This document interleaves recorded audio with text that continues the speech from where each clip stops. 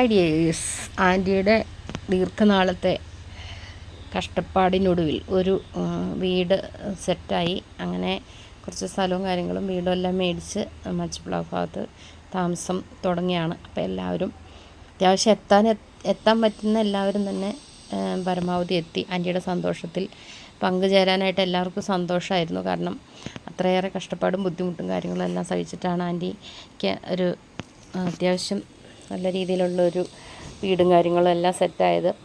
അപ്പം തലേ ദിവസം തന്നെ ഞങ്ങളെല്ലാവരും വേണ്ടി തലേ ദിവസത്തെ ഒരു പ്രത്യേകത എന്നാന്ന് വെച്ചാൽ എല്ലാവരും ഒരുമിക്കുമ്പോൾ തലേ ദിവസമായിരിക്കും എല്ലാവരും കൂടെ കൂടി.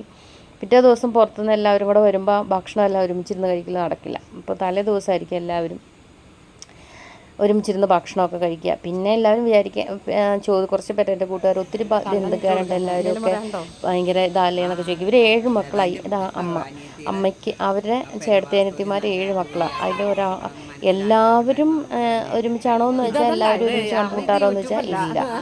ഇതൊക്കെ ഒരു സാഹചര്യത്തിൽ എല്ലാവരും ഒറ്റപ്പെട്ട് കിടന്നിരുന്ന ഒരു സാഹചര്യമാണ്. ഒരു പക്ഷേ സാമ്പത്തികത്തിൻ്റെ അപകർഷതാബോധമോ സാമ്പത്തിക ഇല്ലായ്മയുടെ ആകാം, ബുദ്ധിമുട്ടിൻ്റെ മറ്റുള്ള കാര്യങ്ങളാവാം. അങ്ങനെയുള്ളൊരു കാലഘട്ടമൊക്കെ കഴിഞ്ഞിട്ട് മക്കളുടെ കാലഘട്ടത്തിലേക്ക് വന്നപ്പോൾ ഞങ്ങളിങ്ങനെ ഒരു തീരുമാനം എടുത്തു. പരസ്പരം അറിയില്ലായിരുന്നു മക്കൾ.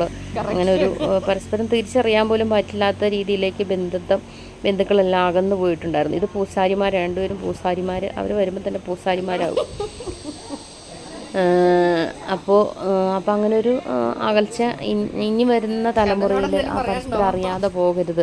നമ്മുടെ മക്കളൊക്കെ ആയിട്ട് ഞങ്ങൾ ഈ തലമുറയുടെ മക്കൾ പരസ്പരം അറിയാതെ പോകരുത് എന്നുള്ളൊരു തീരുമാനം എല്ലാവരും കൂടി എടുത്തതിൻ്റെ പേരിൽ ഇപ്പോൾ അവർ പരസ്പരം എന്ന് വെച്ചിട്ട് ഇതിൻ്റെ അകത്ത് അമ്മ മരുമകൾ സംഘർഷമുണ്ട്, അച്ഛൻ മകൾ സംഘർഷമുണ്ട്, അങ്ങനെയുള്ള എല്ലാ കുടുംബ പ്രശ്നങ്ങളും ഒക്കെ ഉണ്ട്. എല്ലാം തട്ടിമുട്ടി അതിൻ്റെ അകത്തുണ്ട് ഉള്ളത്. അതൊക്കെയാണല്ലോ എല്ലാം കൂടി ചേരുന്നതാണല്ലോ കുടുംബം.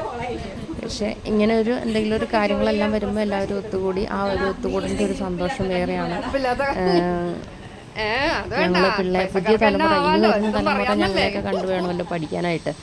അപ്പോൾ അങ്ങനെ ഒരു തിരിച്ചറിയാൻ പാടില്ലാത്തൊരു കാലം, സാമ്പത്തികം അതിൻ്റെ ഒരു പരിമിതിയാവരുത്, അല്ലെങ്കിൽ മറ്റുള്ള ജോലിയോ മറ്റുള്ള എന്തും ഒരു പരിമിതി ആകരുത് എന്ന് വെച്ചിട്ട് ഇതിൻ്റെ അകത്ത് എല്ലാവരും കൂടിയിട്ടുണ്ടോ എന്ന് വെച്ചാൽ എല്ലാവരും കൂടിയിട്ടുമില്ല. ഇനിയുണ്ട് മാറി നിൽക്കുന്നുണ്ട്. ഇവർ 7 മക്കളാണ്, 7 മക്കളുടെ മക്കളും ഒക്കെ ഉണ്ട്. അത് അന്നത്തെ ഓരോ കാലഘട്ടത്തിൽ പരസ്പരം അങ്ങോട്ടും ഇങ്ങോട്ടും സഹകരിച്ച് പോകാത്ത ഒരു കാലഘട്ടം ഉണ്ടായിരുന്നു. ആ ഒരു കാലഘട്ടത്തിൽ നിന്നൊരു മാറ്റം വരാൻ വേണ്ടി ഞങ്ങളുടെ തലമുറ തന്നെ മുൻകൈ എടുത്തിട്ട് ഇപ്പം അതുകൊണ്ട് എല്ലാവരും അങ്ങോട്ടും ഇങ്ങോട്ടും ആ ഒരു ചേട്ടത്തിയനിയത്തിമാർ പരസ്പരം എന്ത് കാര്യത്തിന് അങ്ങോട്ടും ഇങ്ങോട്ടും പോകുന്നു വരുന്നു. പിന്നെ ഓരോ വീടുകളിൽ അങ്ങോട്ട് പോകുന്നു ഇങ്ങോട്ട് പോകുന്നു. അതെല്ലാം അതിനൊക്കെ ഒരു മാറ്റം വന്നിട്ടുണ്ട്, വലിയൊരു മാറ്റം വന്നിട്ടുണ്ട്. അങ്ങനെയൊക്കെ ഞങ്ങളെ കൊണ്ട് സാധിച്ചു എന്ന് പറയുന്നത് വേറെ കാര്യം. ഇപ്പം കണ്ണമോൻ വരാൻ സാധിച്ചിട്ടില്ല. ഭയങ്കര സങ്കടമാണ്. ഞങ്ങളുടെ കൂട്ടത്തിൽ നിന്ന് ഏറ്റവും ഓളം ഉണ്ടാക്കുന്നത്, ഏറ്റവും തകർക്കുന്നത് അവനാണ്. അപ്പോൾ അവനെ ഇട്ട് കൊടുക്കാൻ വേണ്ടിയിട്ട് എടുത്തൊരു വീഡിയോയാണ്. എല്ലാവരെയും കണ്ട് കൊതിപ്പിച്ചിടാൻ വേണ്ടിയിട്ട് എടുത്ത വീഡിയോയാണ്. എന്നാലും ഈ ഒരു സന്തോഷവും കാര്യങ്ങളെല്ലാവരും കൂടെ ഒരു കൂടുമ്പോൾ കിട്ടുന്ന ഒരു സന്തോഷവും കാര്യങ്ങളൊക്കെ അതൊരു പ്രത്യേക ഫീല് തന്നെയാണ്. പിന്നെ എല്ലാം കൂടെ തല്ലിക്കൂടി പറിച്ചിട്ട് രാത്രി വർത്താനം പറഞ്ഞ് അവർ ചേട്ടത്തി അനിയത്തിമാരെല്ലാവരും കൂടെ കൂടി അടുക്കളയിൽ ഒരു മൂലയിൽ കിടന്ന് വർത്താനം, ഞങ്ങളൊരു മൂലയിൽ കിടന്ന് വർത്താനം.